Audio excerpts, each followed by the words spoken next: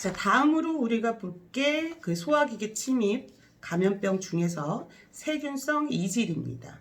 자, 세균성 이질은요, 우리나라 1군 감염병이고요. 그리고 급성 세균성 질환입니다. 발생은 온대 지역에서 많이 발생을 하는데요. 온대 지역은 열대와 한대 중간 부분을 얘기를 해요. 여기는 당연히 온화한 기온들의 그리고 사계절이 또 뚜렷한 나라들이 많이 있습니다. 그래서 이 지역들은요, 문명이 많이 발달하고요. 그리고 산업 역시도 발달했다라는 특징이 있고, 당연히 인구 밀도가 높을 수밖에 없습니다. 이런 지역에서 특히나 세균성 이질이 잘 발생을 하게 되는데, 가장 많은 병원체가 시겔라 플렉스네리, 그 다음으로 많은 병원체가 시겔라 소네이, 이렇게가 많이 병원체로 보입니다. 환자는 병원소고요. 당연히 감염원은 오염수 그리고 오염 음식물이 됩니다. 경구니까요. 소화기계니까 아무래도 먹는 것들에 의한 그런 질병들이 많게 되겠습니다. 이 세균성 이질은요, 특이한 점들이 있는데요. 어떤 게 있냐면 세균성 이질은 소화액에서 많이 발생을 하게 됩니다. 따라서 우리가 소화의 경우에는 특히나 더 깨끗한 물, 깨끗한 음식을 철저하게 지켜야 될 필요가 있고요. 영구적인 면역이 이 병에 한번 질병에 노출이 되고 그리고 나서 회복을 하고 그리고 나서 다시 노출이 안 되느냐, 그렇지는 않다라는 겁니다. 그래서 우리가 항상 내가 한번 그 병에 노출이 됐다고 하더라도 예의주시해야 됩니다. 장티푸스 같은 경우도 사실은 예전에는 영구 면역이었으나 지금은 아니죠. 아까 설명드렸습니다. 예방 대책으로 보면요, 장티푸스와 같이 그런 관리가 필요한데요. 장티푸스 같은 경우에 우리 어떻게 했었죠? 환자, 보균자 잘 격리하고, 그 다음에 환경관리 잘 하고, 그죠? 그리고 예방접종을 철저히 하라고 했는데, 이 세균성 이질은요, 예방접종이 되지 않습니다. 그래서, 이런 특이한 점들을 기억을 해 두시면 되고요. 예를 들면 아까 제가 말씀드렸던 시겔라 플렉스네리, 시겔라 소네이, 이런 것들의 순서 이런 거는 여러분들이 좀 더 보건에 대해서 환경 안전 위생에 대해서 좀 더 심도 있게 공부할 때 기억해 두시면 되고요. 지금 여러분들이 기억해 두셔야 될 것들은 예를 들면 제가 이렇게 얘기를 하겠죠. 소화액에 자주 발생하는 것, 감수성은 소화가 전반적으로 높고, 그죠? 시험 문제를 조금 쉽게 내면 소화액에 잘 노출되고 이렇게 할 텐데 좀 더 어렵게 하고 싶어서 그렇게 낼 수도 있잖아요, 그죠? 그러고 싶진 않습니다만 그렇게 낼까요? 근데 여러분들이 사실은 이런 내용들을 읽을 때 좀 기억을 할 필요가 있어서 감수성은 소화가 전반적으로 높고 아마 이렇게 표현을 하게 될 것 같긴 해요. 잘 기억해 두세요. 문제 낼 거거든요. 감수성은 소화가 전반적으로 높고, 그죠? 온대지방에서 자주 발생하는 질병으로 우리나라 제1군 감염병으로서 영구 면역을 취득하기엔 어려운 질병은 무엇입니까? 라고 제가 만약에 물어보면 세균성 이질, 이렇게 기록을 하시면 됩니다. 모든 질병의 모든 내용들을 다 기억하실 필요는 없고요. 특이하게 그 질병이 가지고 있는 것들 있잖아요. 감수성이 소화액이 높고 다른 질병에서는 잘 보이지 않는, 물론 뒤쪽에 가면 그런 질병이 있긴 있습니다만 특히나 지금 소화기계에서는 특이한 점이잖아요. 이런 부분들을 기억을 해주시면 훨씬 공부하실 때 도움이 되리라 생각합니다. 자, 그리고 네 번째 폴리오예요. 폴리오, 소아마비입니다. 제2군 감염병이고요. 소아에게 주로 발생이 돼요. 그런데 여기의 특징은 영구적인 마비를 일으킬 수 있는 급성 감염 질환입니다.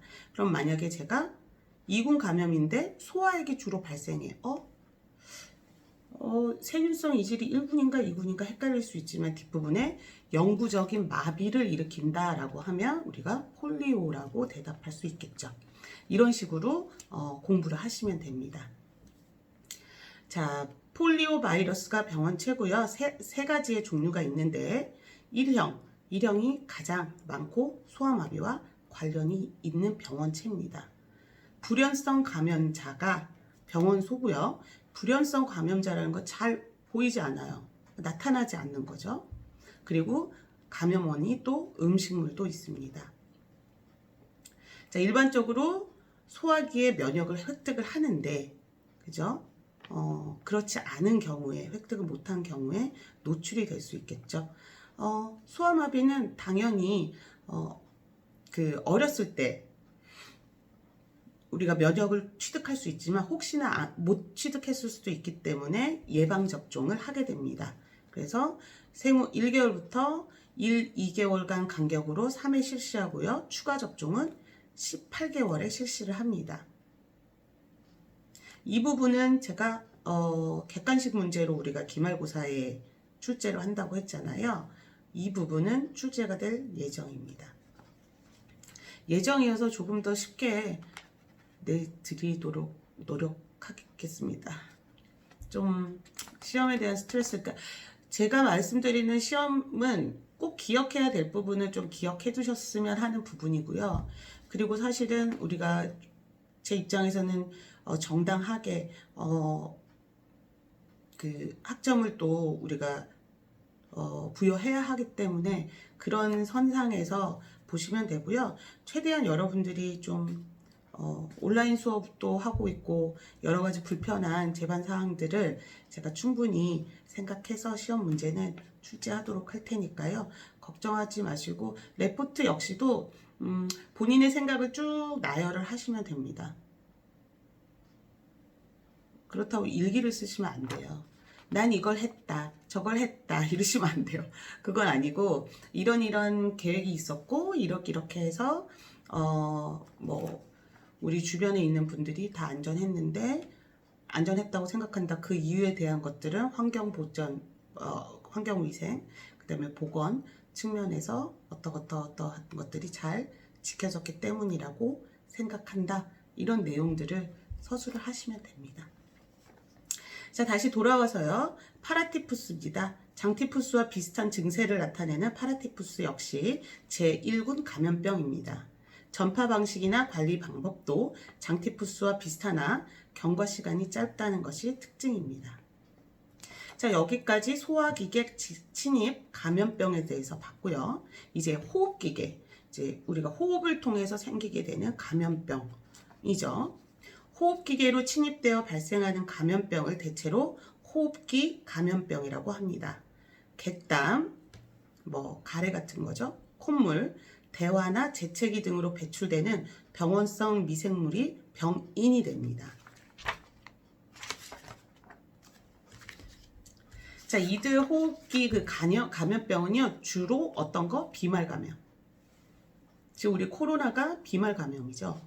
물론 어떤 경로를 통해서 어떻게 됐는지 아직 확실하게 우리가 판단할 수는 없지만 지금 계속 연구 중이니까요.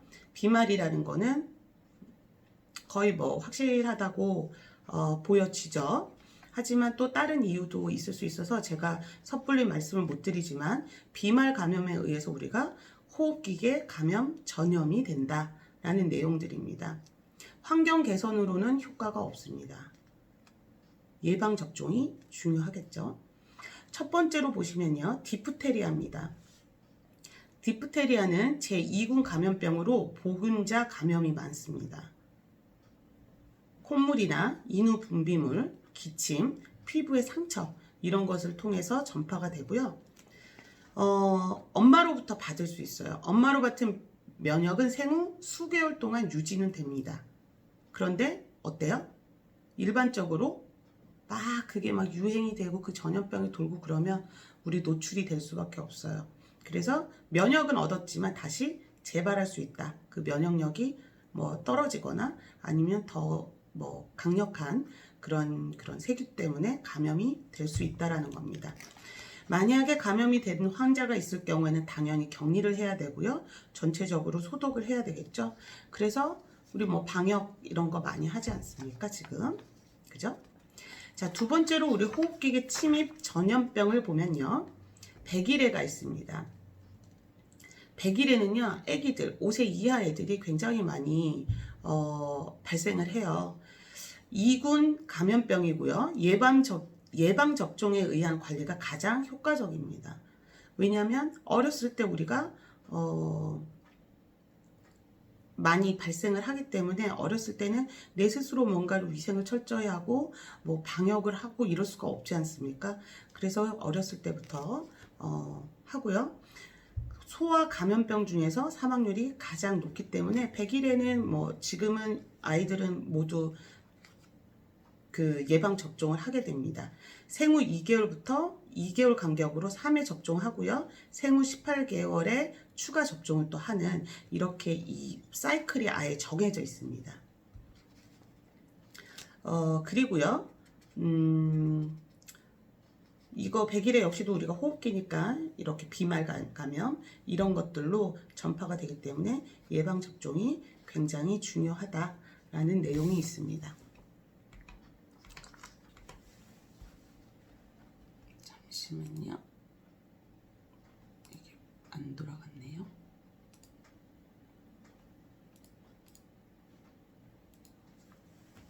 자, PPT에 보시면요. 여기에 보시면 두창 PPT 7페이지입니다. 두창, 유행성 이하선염, 풍진, 성홍열 이런 것들이 있는데요. 얘네들의 특징에 대해서 살짝만 살펴볼게요. 천연두는요, 두창 바이러스 때문에 발생이 되고요. 환자와 접촉으로 전염이 됩니다. 그러니까 우리 수두 옮았을 때 그 반에 아니면 그 어린이집에 그 학교에 수두 걸린 친구가 있으면 우리가 옮아서 오잖아요. 근데 이거를 막 부딪히면 당연히 옮고요. 꼭 밀접한 접촉이 아니더라도 닫혀진 그런 이런 공간 실내에서 뭐 공기 전염 이런 걸로도 또 걸릴 수 있는 게 수두예요. 환자의 호흡기 배설물이나 피부나 점막의 병소에서 나온 분비물로 오염된 사람이나 물품으로 전파가 되고요. 부스럼 딱지 같은 것들이 생겨서 이게 잘못 떨어지면 이제 흉터가 생기게 됩니다. 처음에는 뭐 콧구멍 안쪽 같은 데서 생겨서 잘 안 보이기도 하는데 나중에는 이제 피부 전체로 번지게 되죠. 지금은 예방 접종을 하는데 예방 접종을 하는 것은 수두가 오지 말라고 예방 접종하는 건 아니고요. 수두가 오지만 살짝 왔다가 그냥 살짝 가라고. 그게 이제 그 수두의 예방 접종입니다. 그래서 수두 같은 경우는 오기는 와요. 지금 아이들도. 그런데 예전처럼 흉이 진다거나 이러지 않게 살짝 왔다가 열이 좀 있고 뭔가 이렇게 발진이 좀 있다가 그냥 이렇게 없어지는 사라지는 그래서 예방 접종이 굉장히 중요하다. 그리고 유행성 이하 선염이라고 하는데요. 혹시 들어보셨을까요? 볼거리라고. 우리말로 하면 이제 볼거리가 됩니다. 볼거리는 그 급성 유행성 전염병이고요. 이하선이 비대해지고 그리고 동통을 이제 아픔을 특징으로 갖고 있습니다. 예방접종이 보편화돼서요. 예방접종을 하면 되고요. 늦 겨울이나 봄에 자주 발생하니까 특히 그때 예방접종, 그 전에 예방접종을 하는 게 좋겠습니다. 자, 그 다음에 풍진은요. 풍진 바이러스에 의한 감염이고요. 그러니까 귀 이쪽 뒤쪽이요. 그리고 목 뒤에 림프절이 비대해지고요. 그 다음에 막 통증이 시작이 되고요. 얼굴과 몸에 막 이렇게 발진이 생기고요. 이렇게 연분홍색, 홍반성 이런 그런 발진이 나타납니다. 그 미열이 당연히 있고요. 그 다음에 전염력이 굉장히 높아요. 그래서 풍진도 굉장히 조심해야 되고요. 2급 감염병이기 때문에 환자 및 의사는 당연히 보건소에 신고를 즉시 해야 됩니다. 임신 초기에 임신부가 그 감염이 되면요. 태아에게 선천적인 풍진 증후군이 나타나서요. 눈이나 귀, 그 다음에 뭐 신경계, 심장 이런 데에 이상을 일으킬 수 있어서 임신 전에 풍진 그 주사를 맞고 그 다음에 임신 준비를 하는 게 지금은 다 모든 대부분의 임신을 준비하는 여성분들은 알고 있는 내용입니다. 여러분들도 미리 그런 상식들, 그다음 지식들은 가지고 있으시는 게 좋겠습니다. 자, 성홍열. 성홍열은요, 목의 통증과 함께 고열이 나고 전신에 발진이 생기는 전염병인데요. 발진이 생긴 피부의 색깔이 원숭이의 일종인 그런 성성이라는 그 원숭이 일종이 있는데 걔 색깔이 이렇게 붉으스름하고 뻘건스름한 그런 색깔이 나는 원숭이인데요. 굉장히 그 색깔과 비슷하다 그래서 성홍열이라고 부르게 됩니다. 굉장히 고열이 나고요. 39도, 40도로 올라가고요. 식욕이 당연히 없겠죠. 구토하고요. 특히 편도가 많이 부어서 이제 목이 아프게 됩니다. 이렇게 막 발진도 일어나고 가렵고요. 뭐 혓바닥도 다 오돌도돌 나고 이제 이게 아이들이 많이 이제 노출이 되는데 흉터는 남지 않지만 이렇게 발진 흔적들이 좀 남게 돼요. 하지만 이제 사라지기는 합니다. 그리고 뭐 이건 역시도 장티푸스랑 비슷하게 예전에는 한번 그 노출이 되고 나면 뭐죠? 영구 면역을 우리가 가질 수 있고 취득할 수 있었는데 역시나 항생물질 요법 같은 것들로 빠르게 치유를 하다 보니까 그 영구 면역을 취득하기는 어려워서 불완전한 면역을 갖게 됩니다.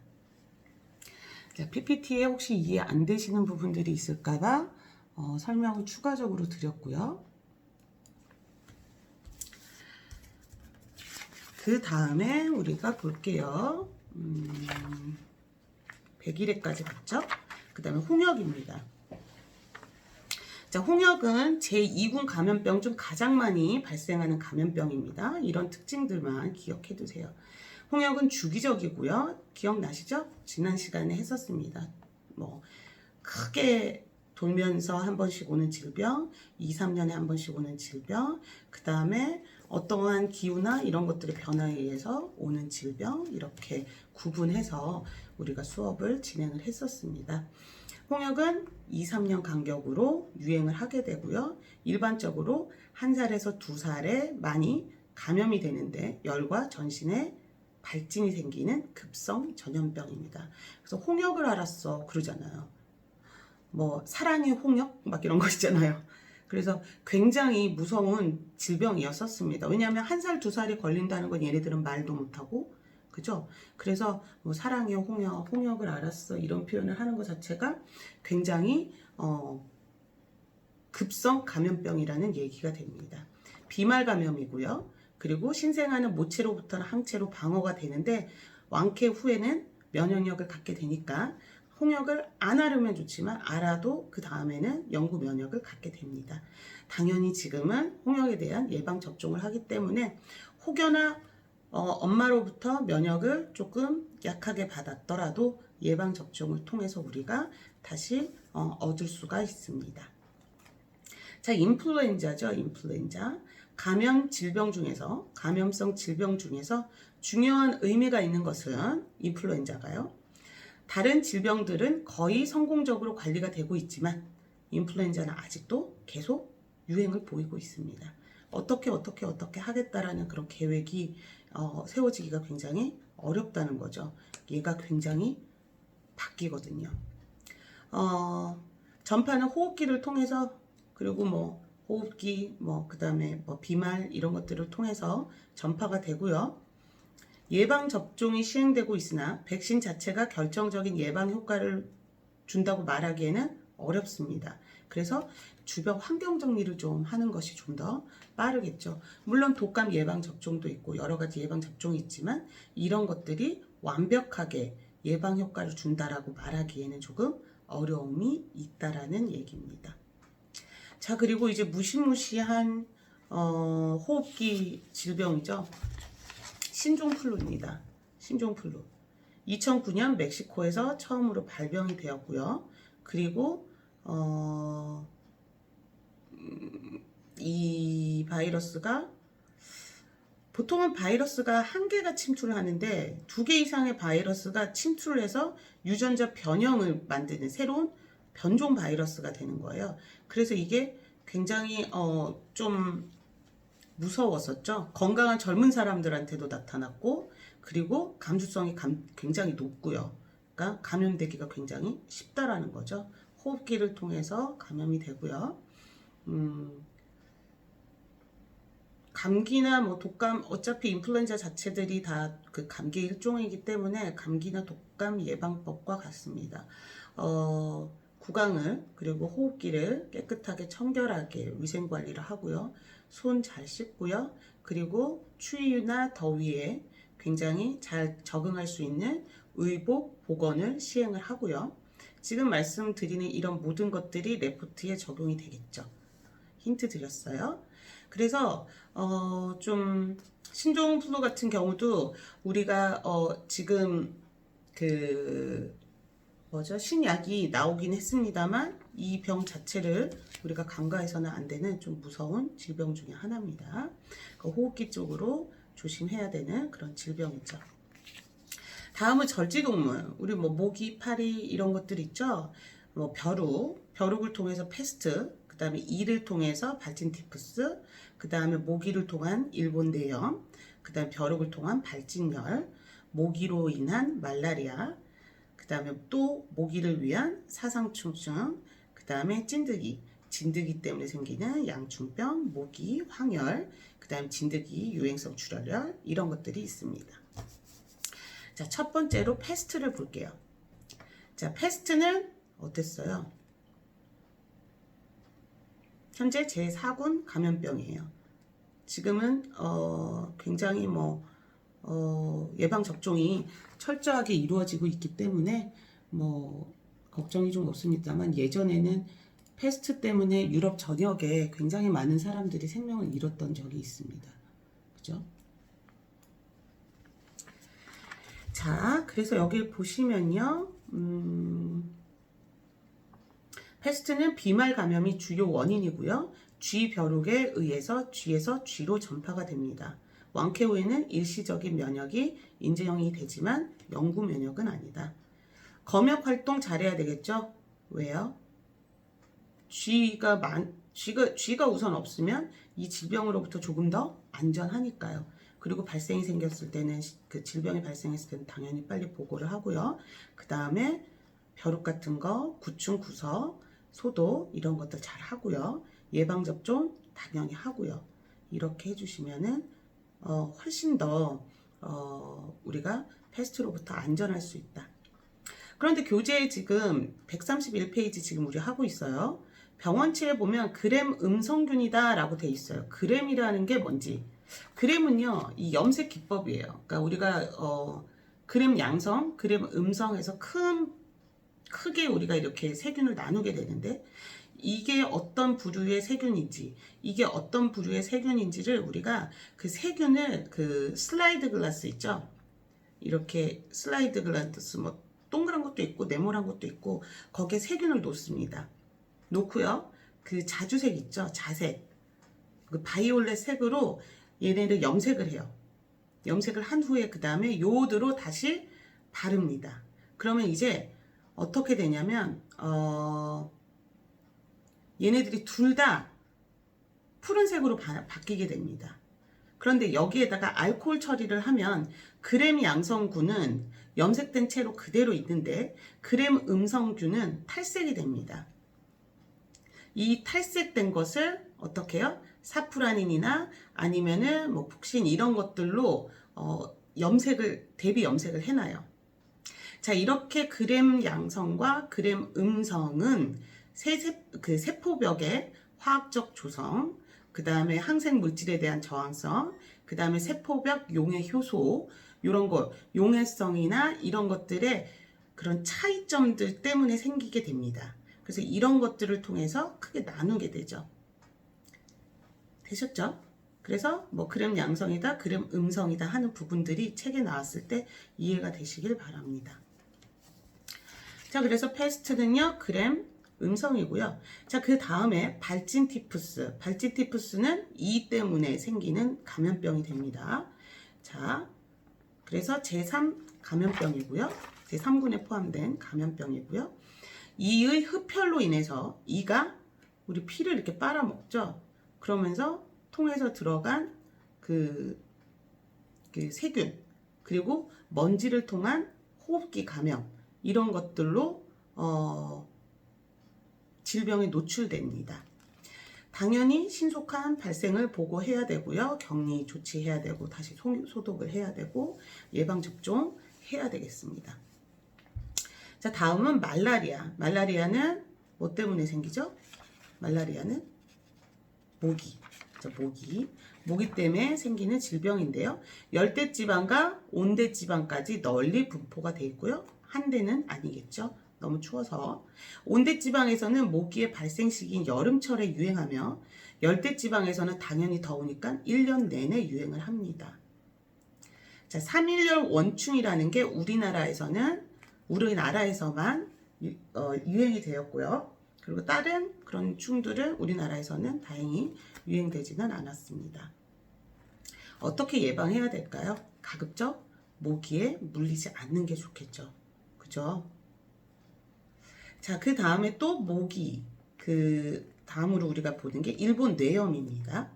일본 뇌염은 뇌의 염증을 일으키는 제2군 감염병으로서 우리나라에서는 8월부터 10월까지 많이 발생을 합니다. 자, 병원소는 돼지가 되고요. 모기에 의해서 매개가 되는데요.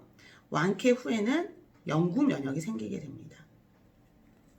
자, 모기에 물리지 않도록 조심하고요. 예방접종을 해야 합니다.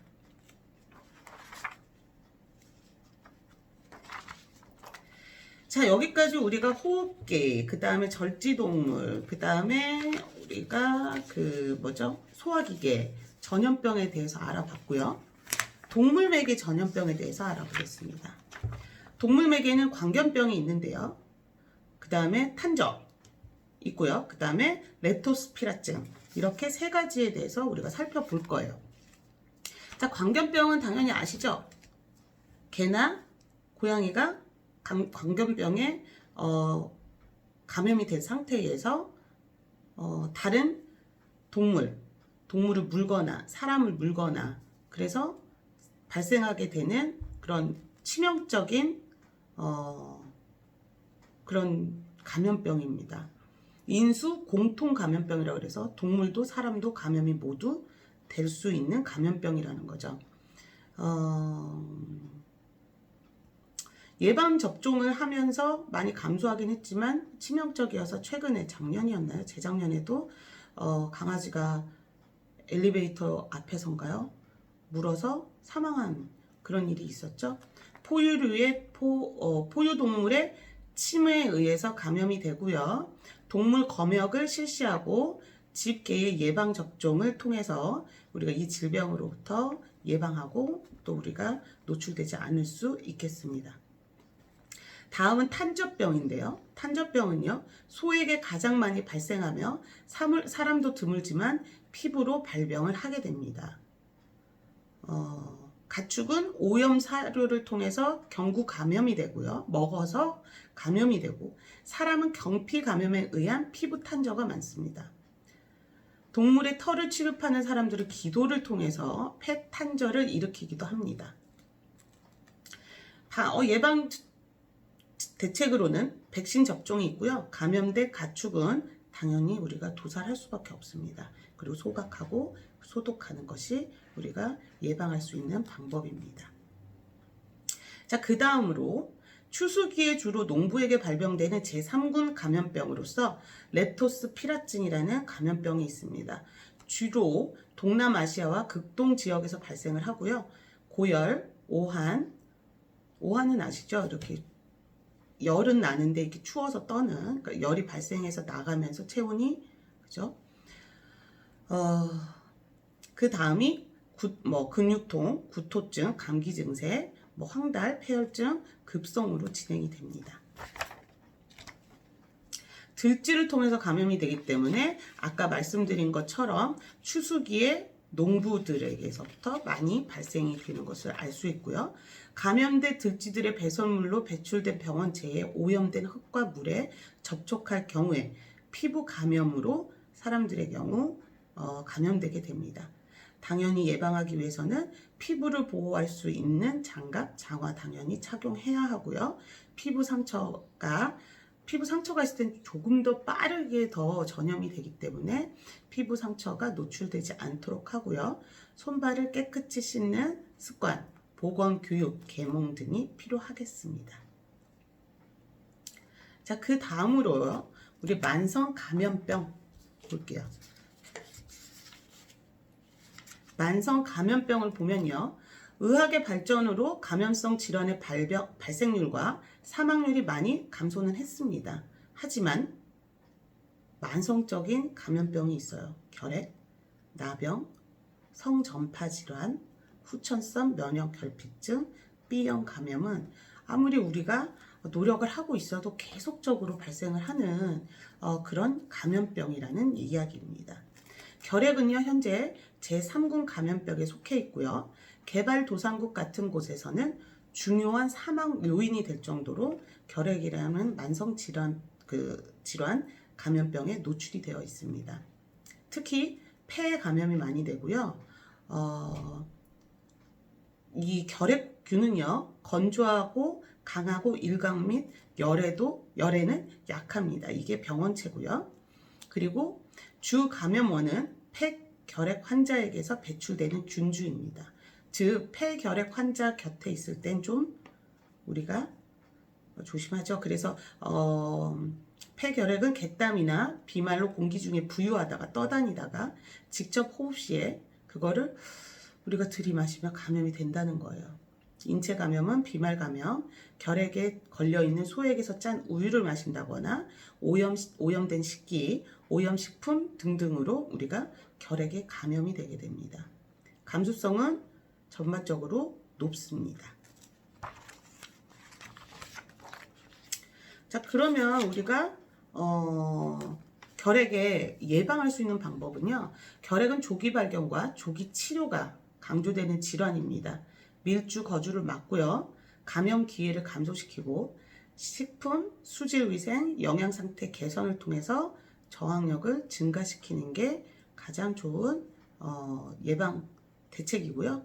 당연히 환자 조기 발견하고 격리 조치하고 그리고 치료, 그리고 예방접종 이런 것들을 해야 되겠습니다. 자, 다음은 우리가 성병이죠. 성병은 성적 접촉에 의해서 감염되는 질병을 총칭합니다. 매독, 인질 등이 대표적인 성병이고요. 제3군 감염병인 매독은요, 나선균이에요. 아까 말씀드렸던 이런 용수철 모양 나선균이고요. 매독 환자와의 성접촉으로 감염되거나 수혈했거나 아니면 모체로부터 태아가 감염이 되기도 합니다. 구진이나 무톡성 하감 등의 그런 일기 증상들이 보이고요. 피부 발진 등의 이기 증상이 보이고요. 그리고 나서 이제 중추신경계가 좀 문제가 생기게 되죠. 여기서 구진이라는 거는 뭘까요? 그러니까 발진인데 좀 딱딱하게 이렇게 도드라져서 나오는 것들.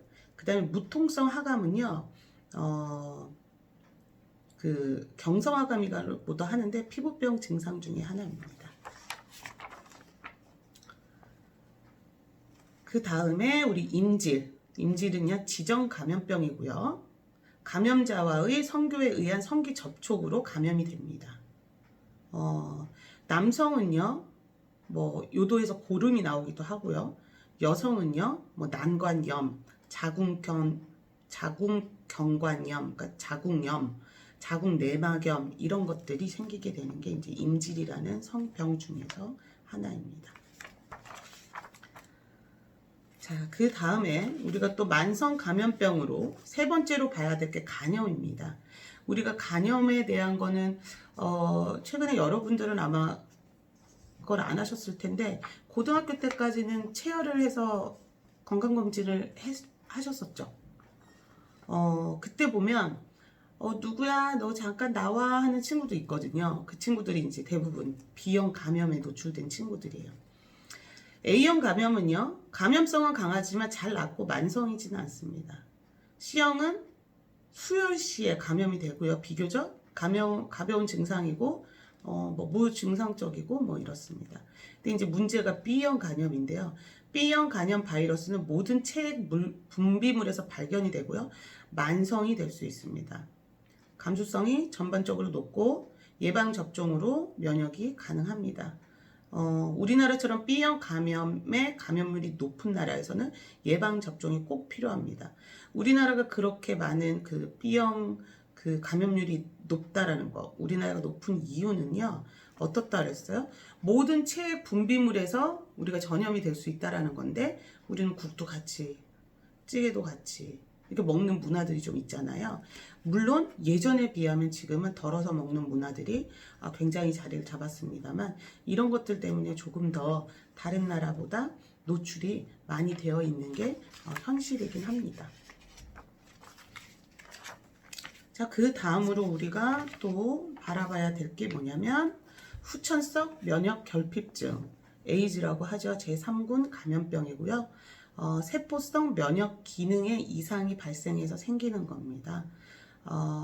후천성 면역 결핍증은 1950년대 중앙아프리카의 녹색 원숭이에서 유래됐다고 합니다.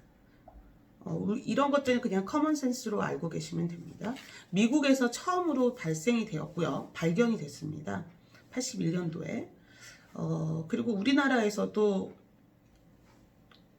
예전에 비하면 굉장히 많은 숫자의 에이즈 그 전염병 환자들이 있는 것으로 알고 있습니다.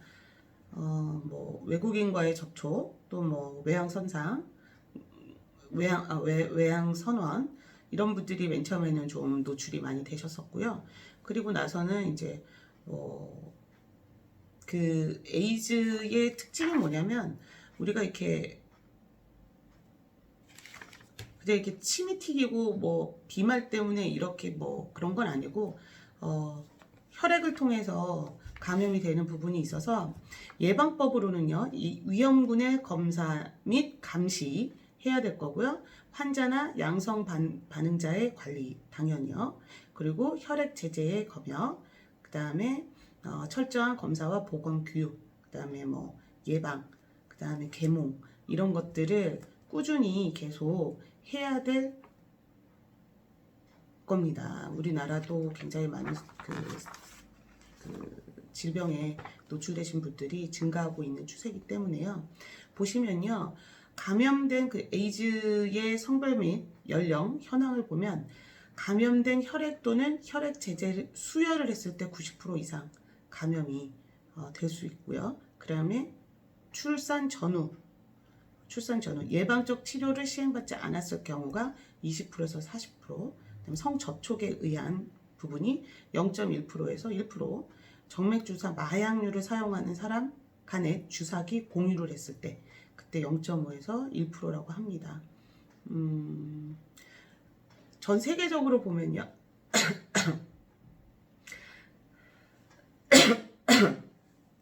성접촉을 통한 감염은 굉장히 낮은 편인데 우리나라의 경우는 99%가 성접촉에 의해서 감염이 되고 있기 때문에 우리가 굉장히 조심해야 될 부분들이 없지 않아 있습니다.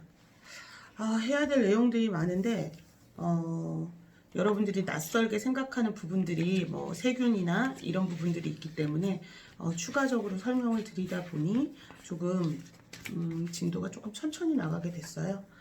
다음 시간에는요, 우리가 그 기생충에 대해서 알아볼 거고요. 그리고 그 만성 질환 있죠? 거기까지 우리가 한 번에 다 훑도록 하겠습니다. 다음 시간에는 그렇게까지 많은 부연 설명이 있을 것 같진 않고요.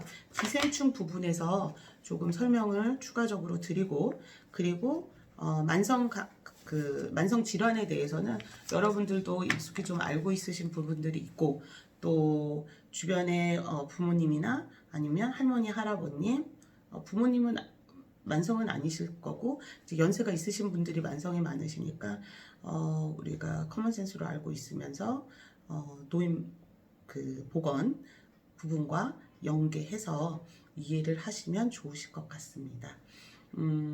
오늘 수업은 여기까지고요. 아까 말씀드렸던 부분들 있죠. 그 코로나19를 바라보면서 이 내용은 제가 그 어디죠? 메일 그 메시지로 다시 한 번 더 보내드릴 거고요. 그리고 그 기일은 다시 한번 말씀드리면 19일 금요일까지입니다. 금요일 23시 59분까지 제출을 해주시면 돼요. 보름 정도 시간이 있으니까요. 충분히 준비가 가능하실 거라 생각이 들고